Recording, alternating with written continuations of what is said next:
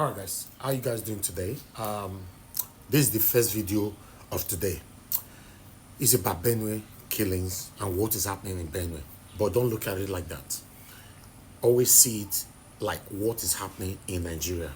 Because they never increase your door. Not me say you should specifically base it on Benue. I know say Tinubu come out the other day.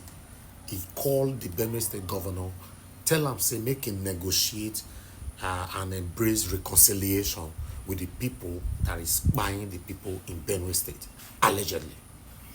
Now, because VDM, you too much. I'm not only proud of you because say you be my adult brother. I'm proud of you because you are a consigned Nigerian. If not be VDM, we go expose these people. We carry camera go there. He's the first person that did it. Channels Television, News Central, and Tinubu people. Egbetokun, the IGP, the Chief of Defense, all of them don't pack themselves. They don't go there. They don't go look what happened for Benue. My people, the pressure from you and I speaking out all the time that you think is inconsequential, in most cases, it pays off. Yes. There's something going on in Benue that you and I don't know. Let's watch these videos together.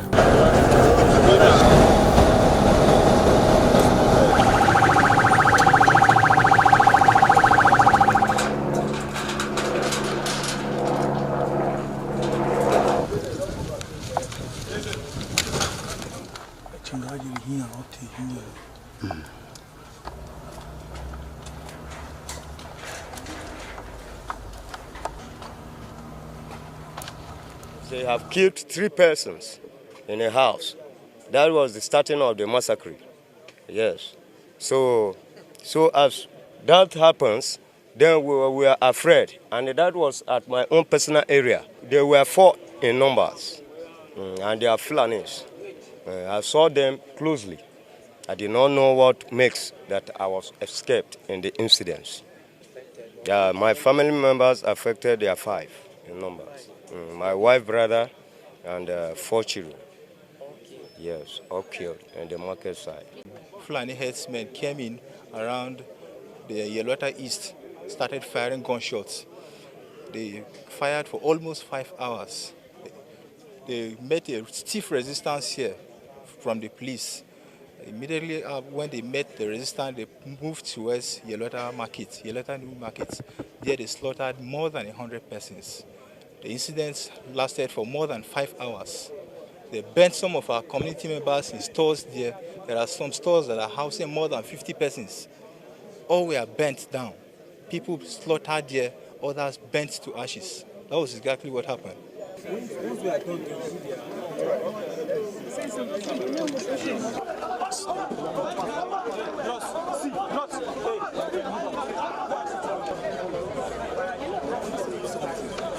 See, when one incident happened, hundreds of incidents have been prevented that are not known to the public. So that this happened does not mean that we have not been deploying. We have actually been deploying.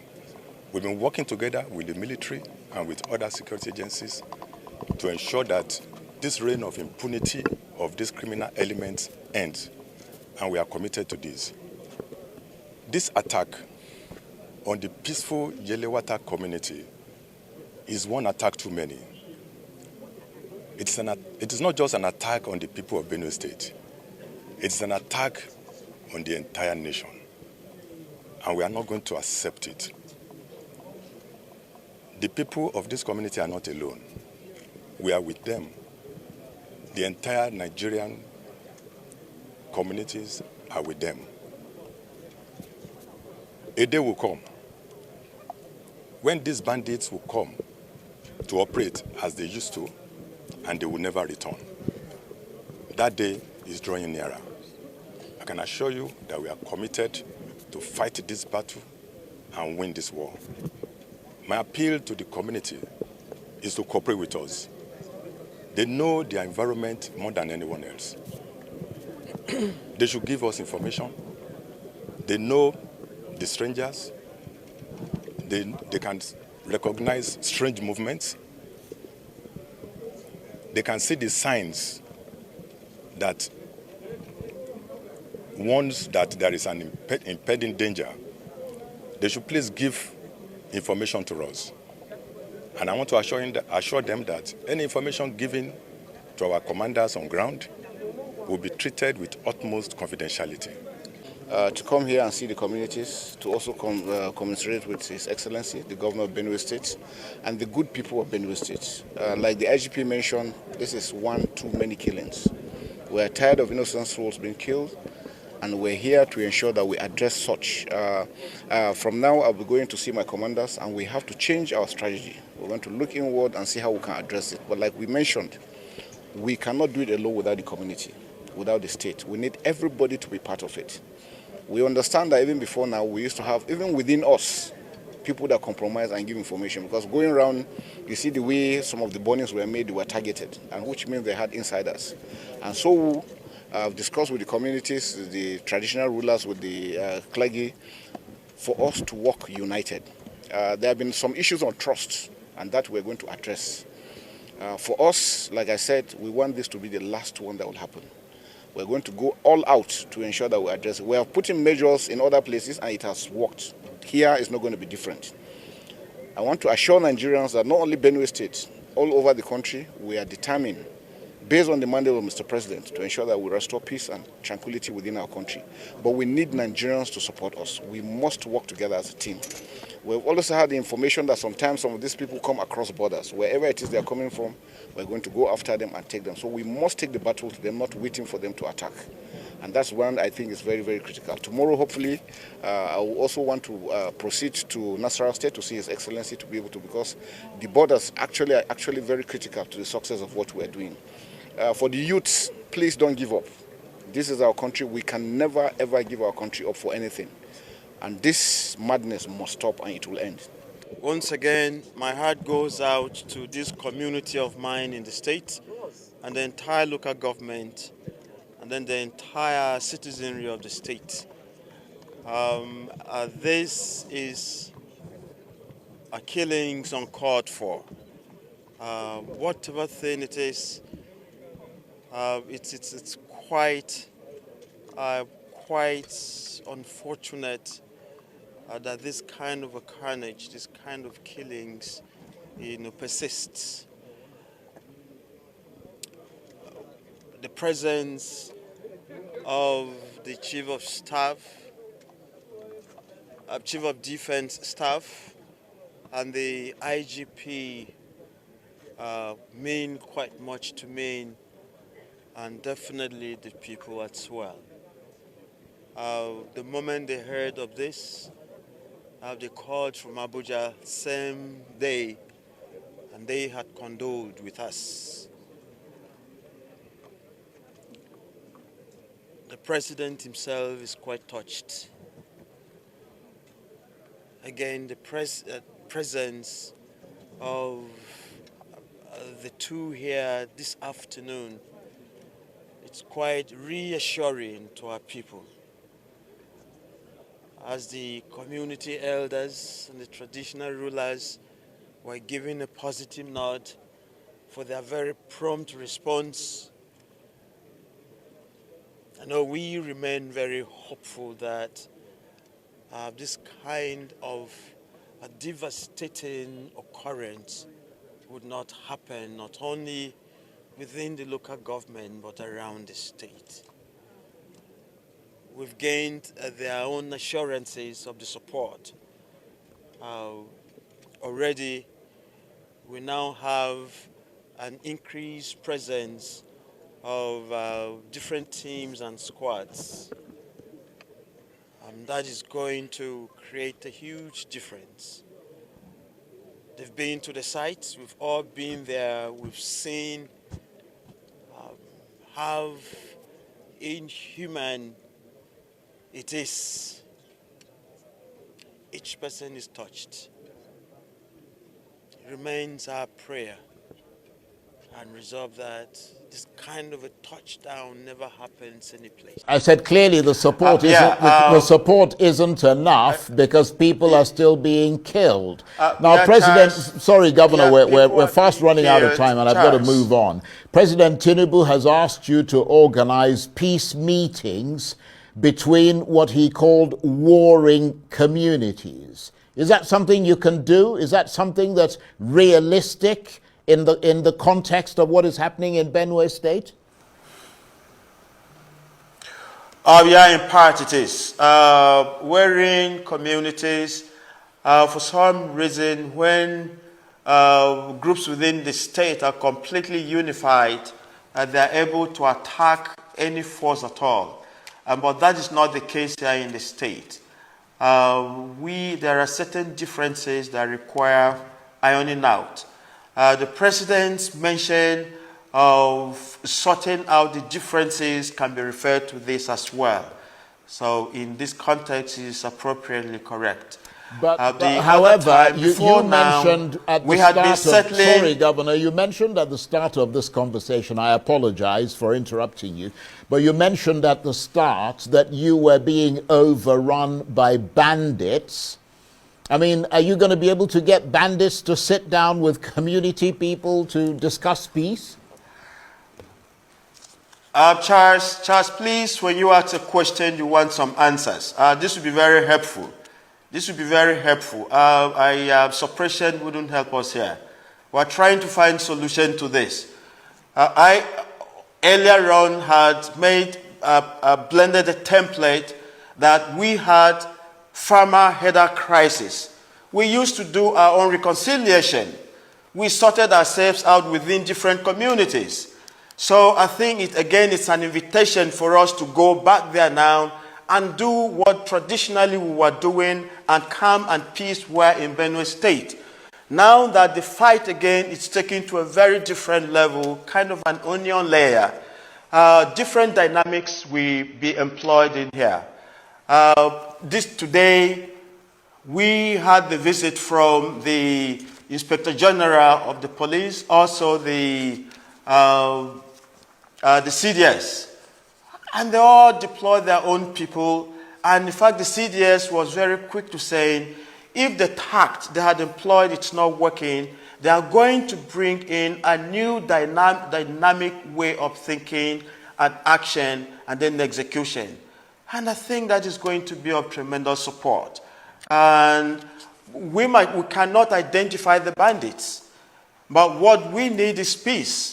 When we all come together to think as one, to plan as one, and then to man our own borders, to take it against those who are coming to attack us right at the front lines, the dynamic becomes changed, and then we become victorious as well. So we remain very, very hopeful that the visit that is made today, it's going to bring a new breathing of this hope.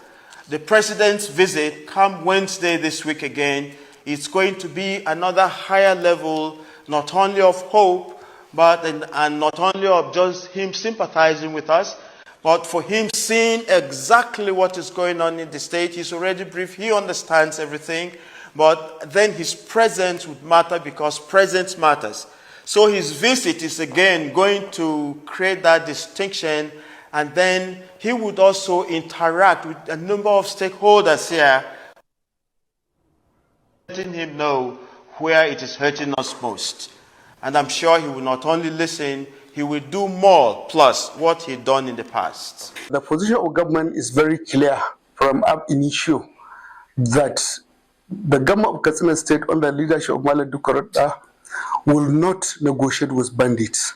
But if bandits feel the need to drop their arms and come forward, government is ready to give them the opportunity to live like every other normal citizen of Katsina State.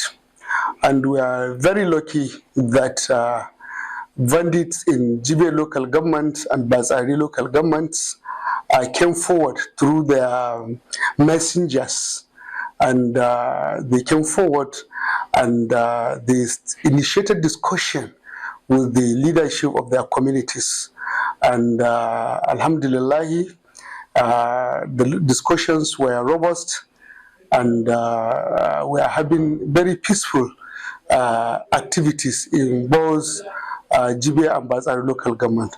Recently, last week, the same bandits in the Musa local government also sent a messenger to the community, to tell their own community in the Musa, and the messenger went, and locally there was a discussion, and it yielded into another form of a peace deal with the local government authority, as well as the leaders of all the communities in the Musa local government.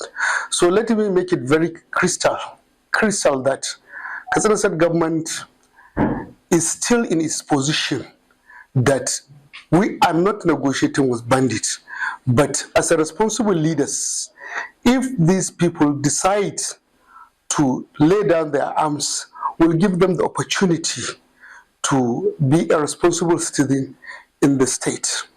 And I want to also make it very clear that local governments like Kankara, Paskari, Sabwa, Benue, and Safana will continue to have our own operation. We will continue to have the same intermittent operations, some intermittent attacks on the bandit. If that's what they want, we'll continue to do it.